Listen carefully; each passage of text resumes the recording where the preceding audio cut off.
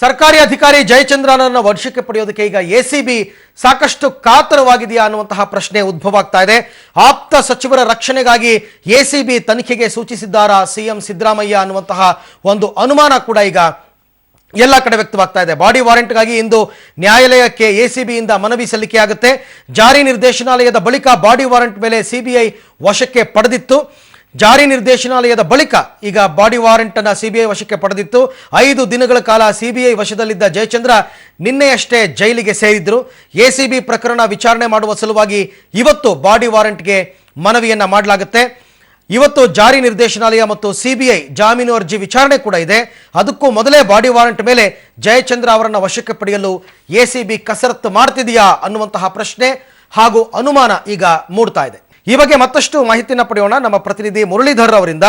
ಮುರಳಿ, ಇವಾಗ ಎಲ್ಲ ಕೇಸ್ಗಳಿಗಿಂತ ಮೊದಲು ಬಾಡಿ ವಾರೆಂಟ್ ಪಡೆಯೋದಕ್ಕೆ ಎಸಿಬಿ ಅವರು ಪ್ರಯತ್ನ ಪಡ್ತಾ ಇದ್ದಾರೆ.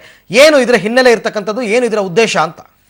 ಅರವಿಂದ್, ಏನಂದ್ರೆ ಎಸಿಬಿ ಅವರು ಸಹ ಪ್ರಕರಣವನ್ನು ದಾಖಲಿಸಿದ್ರು. ಪ್ರಕರಣವನ್ನ ದಾಖಲಿಸಿ ಅವ್ರ ಮನೆ ಮೇಲೆ ದಾಳಿ ನಡೆಸಿದ್ರು. ದಾಳಿ ನಡೆಸಿದ ಸಂದರ್ಭದಲ್ಲಿ ಸಾಕಷ್ಟು ಮಾಹಿತಿಗಳು ಮತ್ತು ಸಾಕಷ್ಟು ಆಸ್ತಿ ಪತ್ರಗಳು, ಅಂದ್ರೆ 200 ಕೋಟಿಗೂ ಮೀರಿದಂತ ಆಸ್ತಿ ಪತ್ರಗಳು ಜಯಚಂದ್ರ ಅವರ ಮನೆಯಲ್ಲಿ ಸಿಕ್ಕಿದ್ದು. ಜೊತೆಗೆ ಒಂದು ನೆಲಮಾಳಿಗೆ, ಅಂದ್ರೆ ಚಂದ್ರ ಲೇಔಟ್ ನ ಬಿಸಿಸಿ ಲೇಔಟ್ ಮತ್ತು ಬಿಸಿಸಿ ಲೇಔಟ್ ನಲ್ಲಿ ಒಂದು ನೆಲಮಾಳಿಗೆಯಲ್ಲಿ ಸಾಕಷ್ಟು ದಾಖಲೆಗಳು ಸಿಕ್ಕಿದ ಹಿನ್ನೆಲೆಯಲ್ಲಿ ಅವರನ್ನು ವಿಚಾರಣೆ ಒಳಪಡಿಸಲಿಕ್ಕೆ ಸಾಧ್ಯ ಆಗಿರಲಿಲ್ಲ. ಯಾಕೆಂದ್ರೆ ಜಾರಿ ನಿರ್ದೇಶನಾಲಯ ಅವ್ರನ್ನ ಕಸ್ಟಡಿಗೆ ತೆಗೆದುಕೊಂಡಿತ್ತು. ಅದಾದ ಬಳಿಕ ಸಿಬಿಐ ಕೂಡ ಕಸ್ಟಡಿಗೆ ತೆಗೆದುಕೊಂಡಿತ್ತು.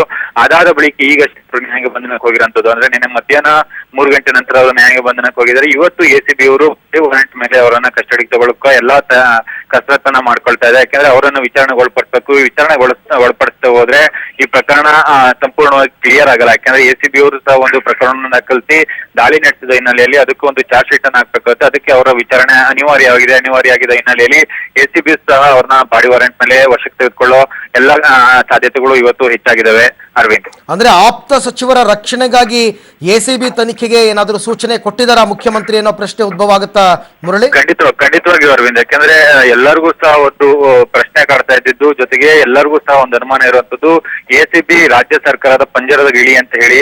ಆ ಹಿನ್ನೆಲೆಯಲ್ಲಿ ಅವರ ಆಪ್ತರು ಮೇಲೆ ಈಗಾಗಲೇ ದಾಳಿ ನಡೆದಿದೆ. ಸಿಬಿಐ ಇಡಿ ಈಗಾಗಲೇ ಸಾಕಷ್ಟು ಮಾಹಿತಿಯನ್ನು ಪಡ್ಕೊಂಡು ಕೊನೆಗೆ ಅವಶ್ಯಕತೆ ಇಲ್ಲ ಅಂತ ಹೇಳಿ ಅವರನ್ನ ನ್ಯಾಯಾಂಗ ಬಂಧನ ಕಳಿಸಿರುವಂತದ್ದು.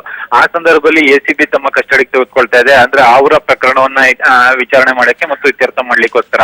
ಆ ಸಂದರ್ಭದಲ್ಲಿ ಎಲ್ಲೋ ಒಂದ್ ಕಡೆ ರಾಜ್ಯ ಸರ್ಕಾರದ ಪರವಾಗಿ ಏನಾದ್ರೂ ಮಾಹಿತಿಗಳು ಲೀಕ್ ಆಗ್ತಾವ ಅನ್ನೋದ್ರ ಬಗ್ಗೆ ಸಹ ಸಾಕಷ್ಟು ಗೊಂದಲಗಳಿದ್ದಾವೆ. ಆ ಗೊಂದಲಗಳ ಹಿನ್ನೆಲೆಯಲ್ಲಿ ಎಸಿಬಿ ಕಸ್ಟಡಿಗೆ ತೆಗೆದುಕೊಂಡ್ರೆ ಎಲ್ಲರಿಗೂ ಸಹ ಅದೇ ಅನುಮಾನ ವಾಪಸ್ ಬರುವಂತದ್ದು. Aravind. S Murali, thank you ತಮ್ಮೆಲ್ಲ ಮಾಹಿತಿಗಾಗಿ.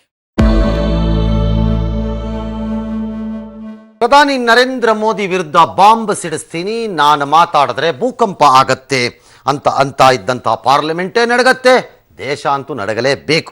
ಅಲ್ಲೋಲಲ ಕಲ್ಲೋಲ ಆಗುತ್ತೆ ಅಂತಿದ್ದ ರಾಹುಲ್ ಗಾಂಧಿ ಇವತ್ತು ಬಾಂಬನ್ನು ಅವರ ಪ್ರಕಾರ ಸ್ಫೋಟಿಸಿದರು. ಮೋದಿ ಗುಜರಾತ್ ಸಿಎಂ ಆಗಿದ್ದಾಗ ಸಹರಾ ಹಾಗೂ ಬಿರ್ಲಾ ಕಂಪನಿಗಳಿಂದ 40.1 ಕೋಟಿ ರೂಪಾಯಿ ಕಿಕ್ ಬ್ಯಾಕ್ ಪಡೆದಿದ್ದಾರೆ. 6 ತಿಂಗಳಲ್ಲಿ 9 ಬಾರಿ ಈ ಹಣ ಸಂದಾಯವಾಗಿದೆ ಅಂತ ರಾಹುಲ್ ಸಾರ್ವಜನಿಕ ಸಭೆಯಲ್ಲಿ ಆರೋಪವನ್ನು ಮಾಡಿದರು. ಆರ್ಬೈನಿಂದ ದಿನಕ್ಕೊಂದು ರೂಲ್ಸ್, ದಿನಕ್ಕೊಂದು ಕಾಯ್ದೆ. ರಿಸರ್ವ್ ಬ್ಯಾಂಕ್ ವಿರುದ್ಧ ಸಿಡಿದೆದ್ರು ಬ್ಯಾಂಕ್ನ ಸಿಬ್ಬಂದಿ. ದೇಶಾದ್ಯಂತ 4 ದಿನ ಪ್ರತಿಭಟನೆಗೆ ಬ್ಯಾಂಕ್ ಸಿಬ್ಬಂದಿ ತಯಾರಿಯನ್ನ ಮಾಡಿಕೊಳ್ತಾ ಇದ್ದಾರೆ. ಡಿಸೆಂಬರ್ 28ರಂದು ಸಂಜೆ ಸಾಂಕೇತಿಕ ಪ್ರತಿಭಟನೆ, ಘೋಷಣೆ ಕೂಗಿ ಆಕ್ರೋಶವನ್ನು ವ್ಯಕ್ತಪಡಿಸುತ್ತಾರೆ. ಡಿಸೆಂಬರ್ 29ರಂದು ಕಪ್ಪು ಪಟ್ಟಿ ಧರಿಸಿ ಕೆಲಸವನ್ನು ನಿರ್ವಹಿಸೋದಕ್ಕೆ ನಿರ್ಧಾರವನ್ನು ಮಾಡಿದ್ದಾರೆ.